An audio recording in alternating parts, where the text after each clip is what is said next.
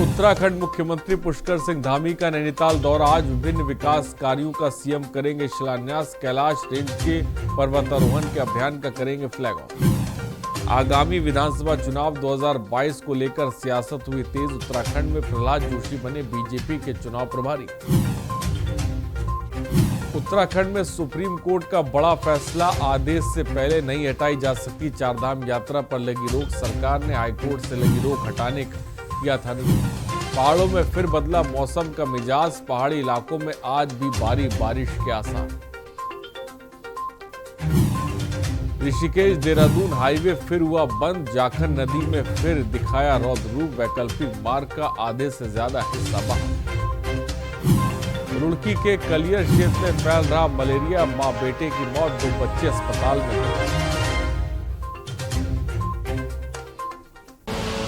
आप देख रहे हैं के न्यूज, खबरों का सारथी।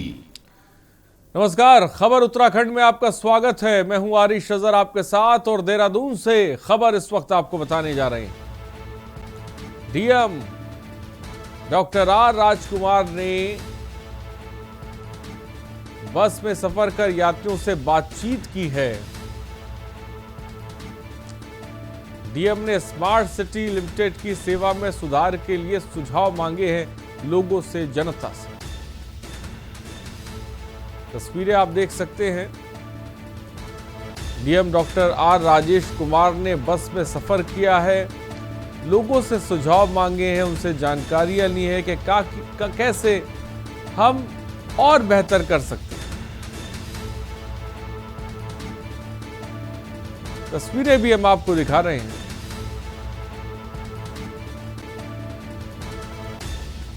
देहरादून से खबर है, बस में सफर कर यात्रियों से डीएम ने बातचीत भी की है।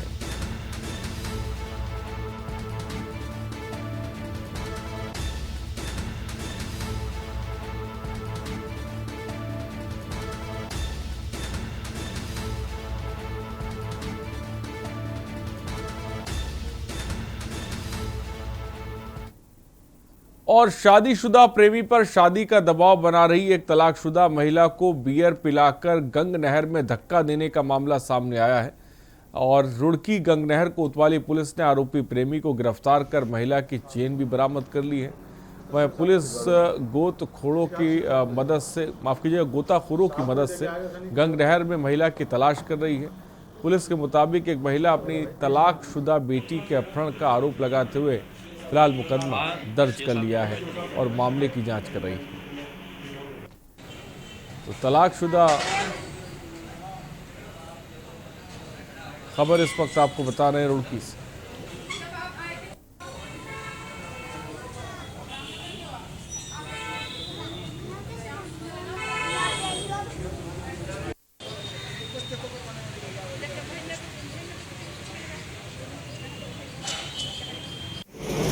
ये सूचना मिली थी कि जो कुमारी ऋतु जो है वो अपनी स्कूटी को नहर किनारे जो है छोड़ के जो है गायब हो गई थी। और इस सूचना पर जो सुसंगत धाराओं में हमारे द्वारा जो है दर्ज कर दिया गया था। और इसी संदर्भ में जब पूछताछ की गई और जो इलेक्ट्रॉनिक साक्ष्य का अवलोकन किया गया, ये संज्ञान में आया कि जो अजय सैनी है उसके साथ इनका प्रेम प्रसंग चल रहा था। उसी प्रेम प्रसंग के चलते दोनों में विवाद था और शादी को लेकर दबाव भी था। हालांकि अजय पहले से शादीशुदा है, उसके बावजूद भी दबाव दिया जा रहा था। और जब पूछताछ और बाकी चीज़ों से ये संज्ञान में आया कि इसके द्वारा जो है नहर किनारे जो है इसको धक्का देके गिरा दिया गया था। मुख्यमंत्री पुष्कर सिंह धामी ने सुभाष रोड देहरादून स्थित एक होटल में स्वास्थ्य संवाद 2021 कार्यक्रम में बतौर मुख्य अतिथि प्रतिभाग किया। कार्यक्रम में मुख्यमंत्री पुष्कर सिंह धामी ने कहा कि प्रदेश में स्वास्थ्य सुविधाएं किस तरह और बेहतर हो सकती हैं, इस उद्देश्य से संवाद कार्यक्रम आयोजित किया जा रहा है। उन्होंने कहा कि स्वास्थ्य से बड़ा कोई धन नहीं है। कोविड के दौरान राज्य में स्वास्थ्य सुविधाओं के क्षेत्र में अनेक कार्य किए गए हैं। स्वास्थ्य सुविधाओं को बेहतर बनाने के लिए राज्य सरकार निरंतर प्रयास कर रही है। 15 दिसंबर तक राज्य में 100% टीकाकरण भी किया जाएगा, ये बात कही।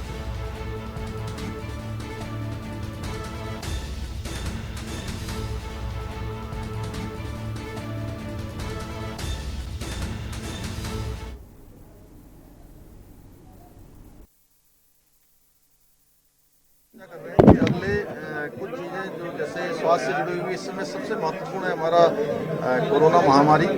और कोरोना महामारी के लिए मैंने स्वयं माननीय देश के यशस्वी प्रधानमंत्री नरेंद्र मोदी जी से अनुरोध किया था कि यहाँ पर हमको वैक्सीन कम मिल रही है। तो मैं प्रधानमंत्री जी का धन्यवाद करना चाहता हूँ कि उन्होंने हमको अब जितनी वैक्सीन हमको चाहिए हमने जो है हमें पूरी वैक्सीन मिल रही है। और हमारा लक्ष्य है कि अगले 15 दिसंबर तक पूरे प्रदेश के अंदर सभी को वैक्सीन लग जाए। अब वैक्सीन की हमें कोई कमी नहीं है, वैक्सीन लगातार हमको मिल रही है। इसी प्रकार से जो कोरोना की संभावित तीसरी लहर है उस तीसरी लहर को लेकर भी हम लोगों ने जो है पूरी तैयारी की हुई है। और स्वास्थ्य विभाग के द्वारा अभी हमने एक नई व्यवस्था यहाँ पर की है।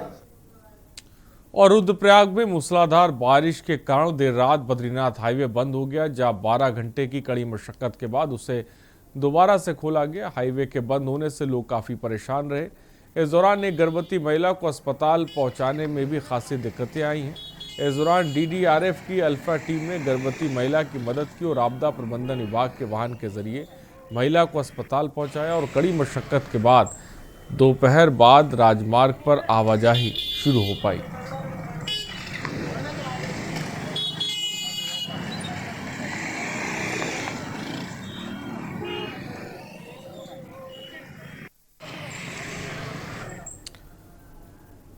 और लक्सर के अकोड़ा गांव में जल निकासी नाली के विवाद में एक पक्ष ने ग्राम प्रधान और उनके परिवार पर हमला कर दिया। हमले में प्रधान, उनके बेटे सहित 9 लोग बुरी तरह से घायल हुए। सूचना पर CO और कोतवाल और मौके पर पहुंचे घायलों को अस्पताल भेजा गया। गांव में एहतियातन के लिए पुलिस तैनात कर दी गई है। तो दोनों पक्षों में जमकर लाठी डंडे चले हैं, वो भी जल निकासी को लेकर।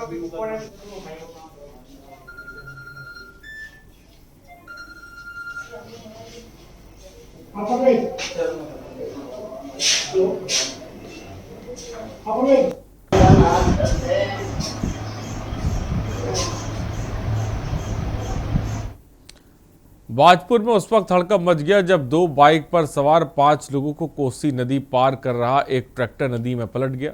ट्रैक्टर के पलटने से 2 बाइक और मां बेटी पानी के तेज बहाव में बह गए, जबकि ट्रैक्टर चालक और अन्य लोगों ने कूदकर अपनी जान बचाई। वहीं घटना की सूचना मिलते ही भारी मात्रा में पुलिस मौके पर पहुंची और मां बेटी की तलाश शुरू की गई है, लेकिन फिलहाल अभी तक कोई पता नहीं लग पाया है।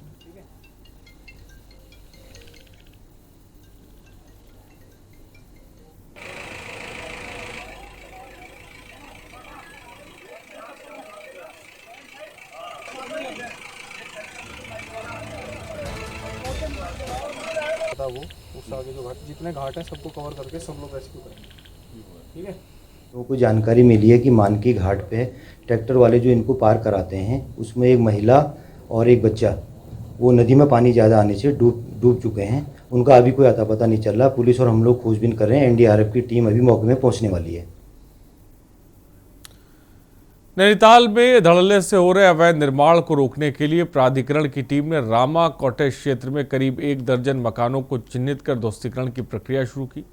बुधवार को इसी के तहत जिला झील विकास प्राधिकरण, पालिका प्रशासन और पुलिस प्रशासन की संयुक्त टीम ने 12 अवैध निर्माण कार्य पर ध्वस्तीकरण की कार्रवाई शुरू की।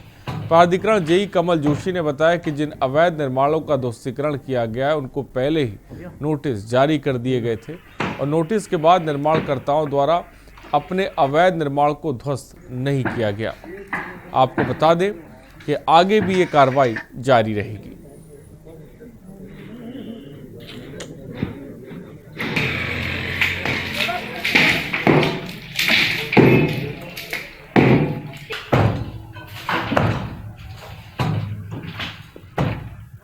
हमारे द्वारा विगत 15-20 दिनों के भीतर इस रामा कॉटेज के क्षेत्र में लगभग 12 लोगों को ध्वस्तीकरण की कार्रवाई हेतु चिन्हित किया गया था। इसी कार्रवाई के अंतर्गत आज नगर पालिका परिषद एवं राजस्व विभाग और झील विकास प्राधिकरण के अंतर्गत यह ध्वस्तीकरण की कार्रवाई क्रियान्वयन में लाई जा रही है और भविष्य में भी जिनको नोटिस प्रेषित किए गए हैं अगर वो इस कार्य को स्वयं ध्वस्त नहीं करते हैं तो आगामी 2 या 3 दिनों में हमारा प्रोग्राम जारी रहेगा। मुख्यमंत्री पुष्कर सिंह धामी ने नवयोग सेवा समिति CCRYN, आयुष मंत्रालय, भारत सरकार और उत्तराखंड मुक्त विश्वविद्यालय के संयुक्त तत्वाधान में सूर्य नमस्कार देवभूमि परंपरा का अद्भुत उपहार विषय पर आयोजित वेबिनार कार्यक्रम में बतौर मुख्य अतिथि प्रतिभाग किया। इस अवसर पर मुख्यमंत्री ने सूर्य नमस्कार भी किया और मुख्यमंत्री श्री पुष्कर सिंह धामी ने कहा कि राज्य सरकार द्वारा योग के साथ ही खेलों को भी बढ़ावा दिया जा रहा है। इसके लिए अनेक फैसले लिए जा रहे हैं। उन्होंने कहा कि स्पोर्ट्स कॉलेज रायपुर को अंतर्राष्ट्रीय स्तर का स्पोर्ट्स विश्वविद्यालय बनाने का प्रयास किया जाएगा। तो कार्यक्रम के दौरान मुख्यमंत्री ने सूर्य नमस्कार भी किया।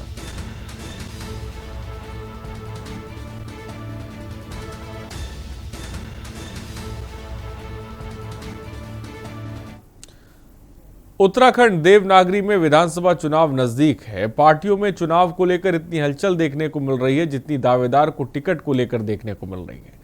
चुनावी संबंधी क्षेत्रों में लगाए गए प्रभारी जहां फील्ड में उतरकर सियासी नब्ज टटोल रहे हैं, तो वहीं पार्टी से टिकट के दावेदार प्रदेश दरबार से लेकर केंद्रीय दरबार तक के चक्कर काट रहे हैं। रिपोर्ट देखिए।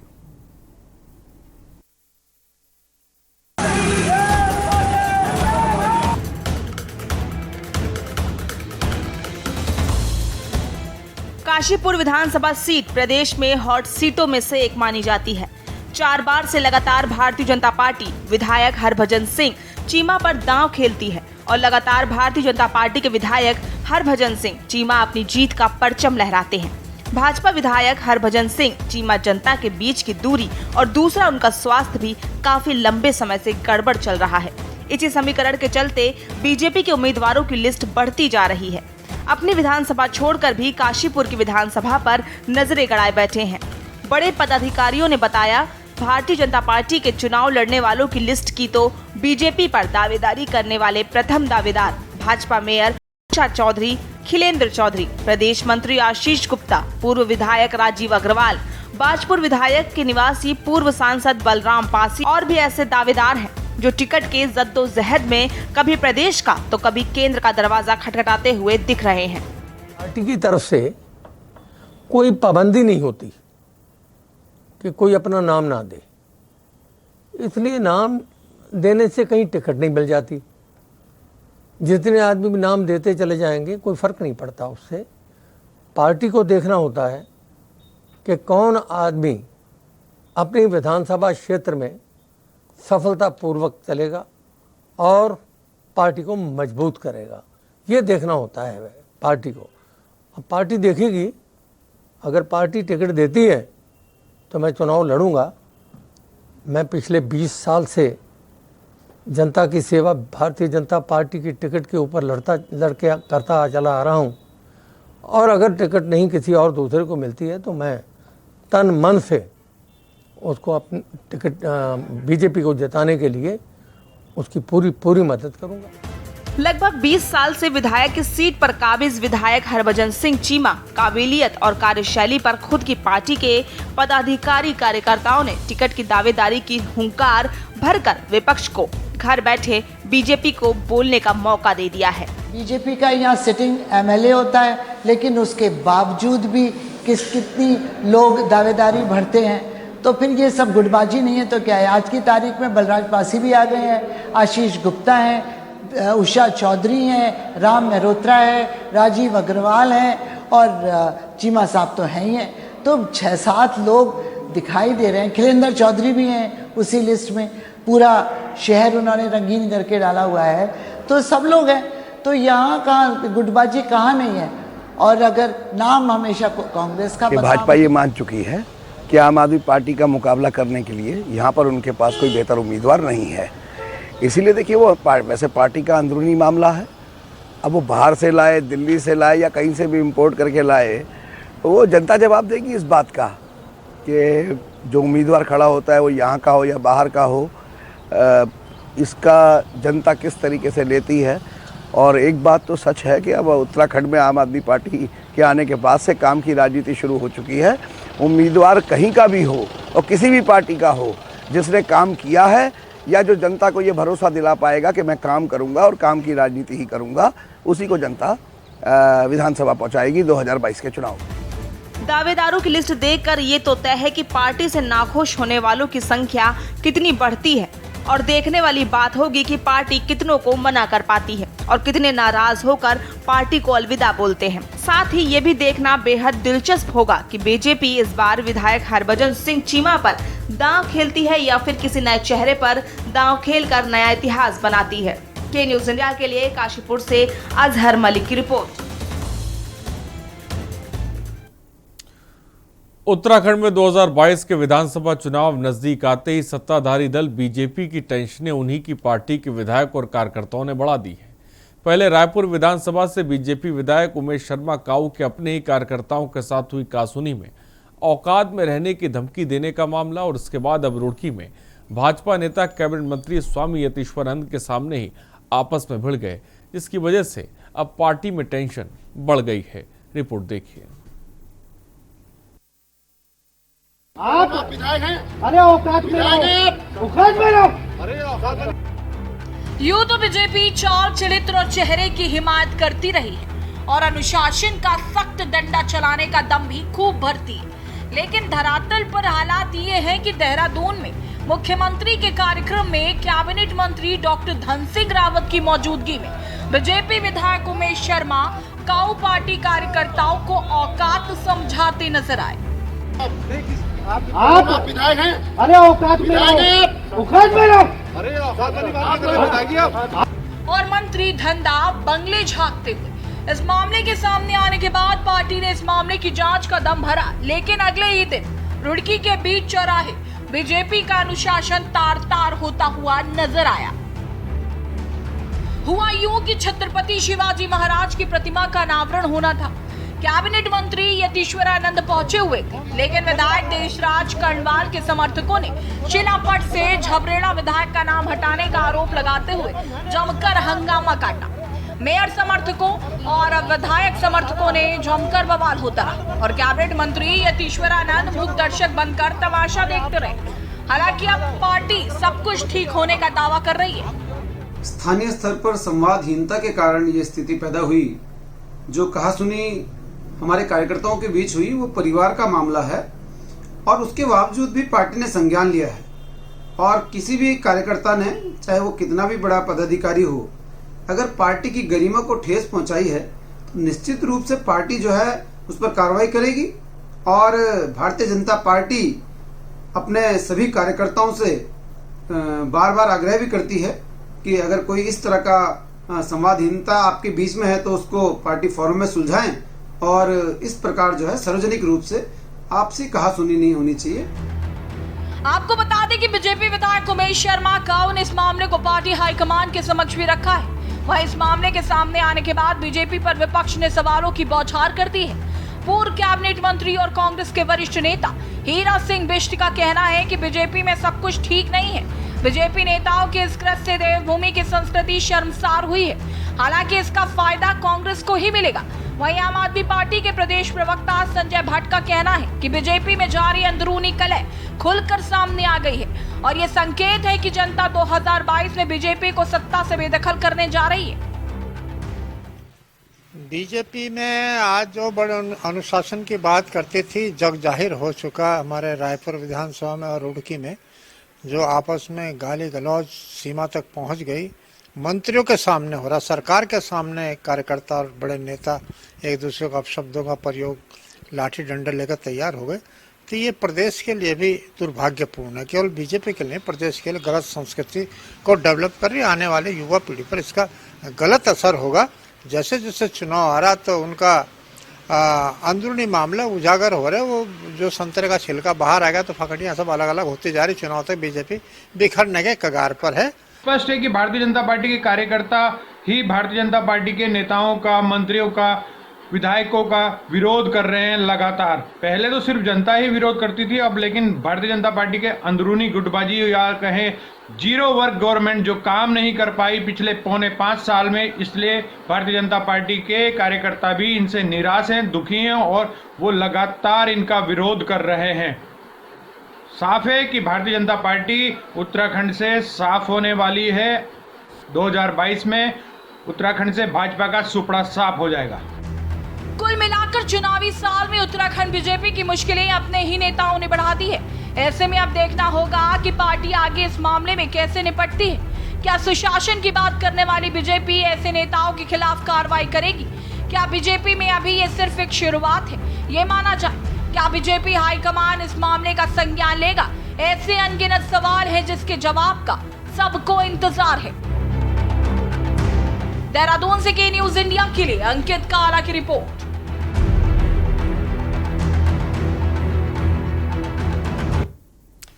और इस बीच देहरादून से बड़ी खबर आपको बताने जा रहे हैं। उत्तराखंड की राज्यपाल ने इस्तीफा दे दिया है। बेबी रानी मौर्य ने इस्तीफा दिया है।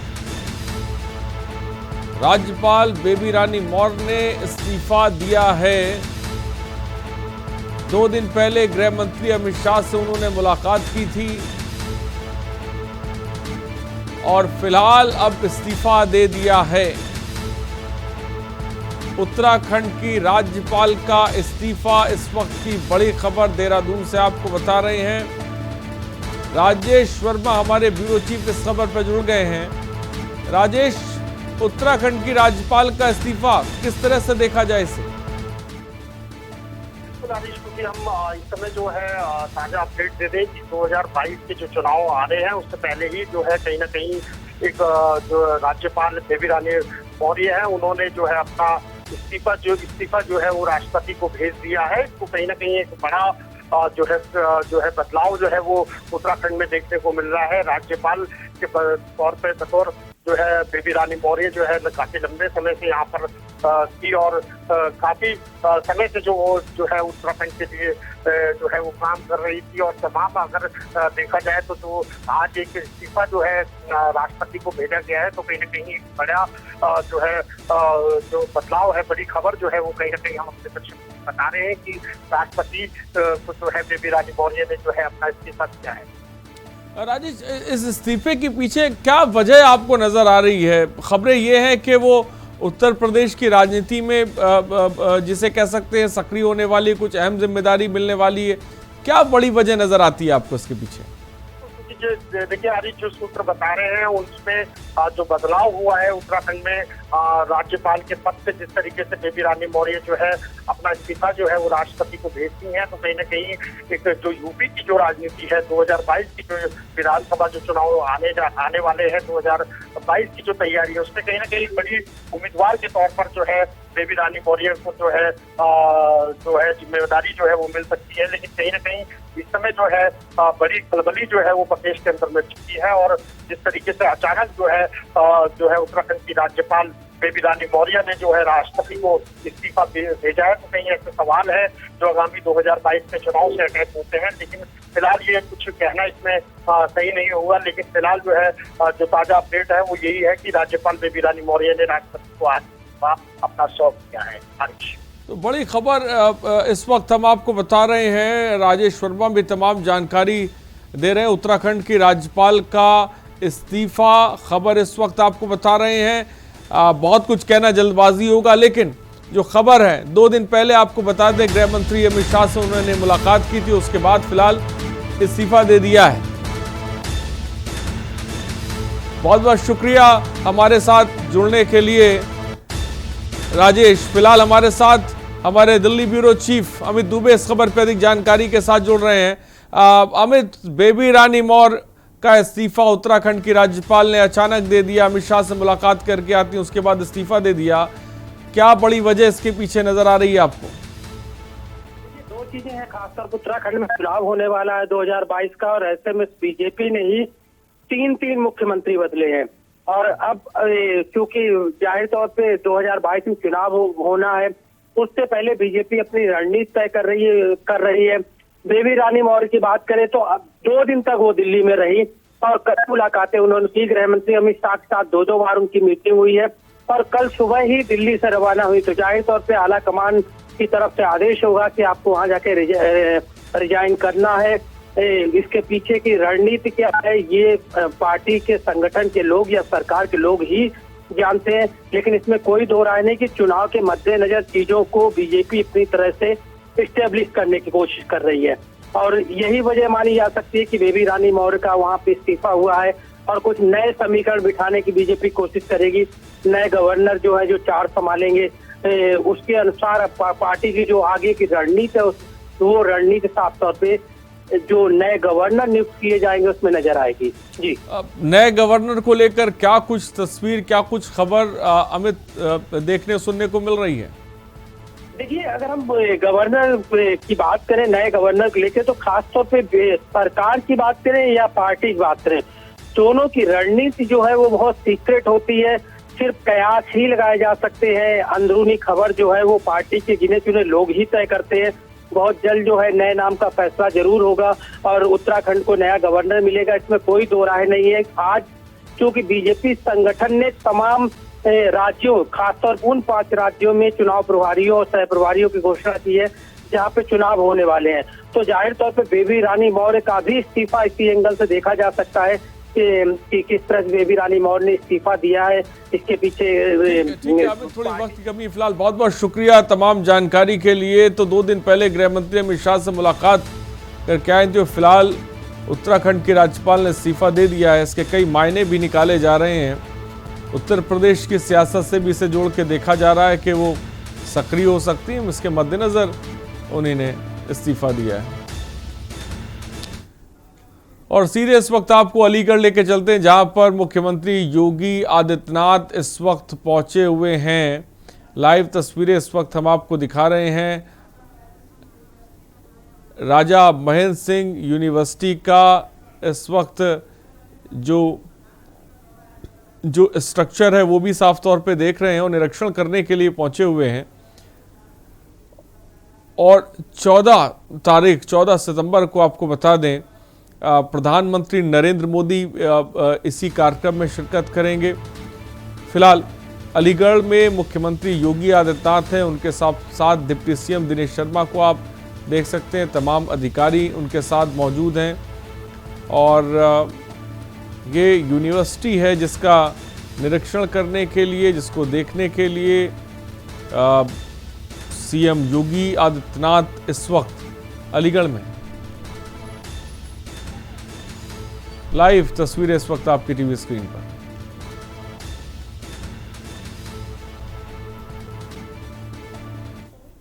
खबरों में इतना ही, बने रहिए हमारे साथ। नमस्कार।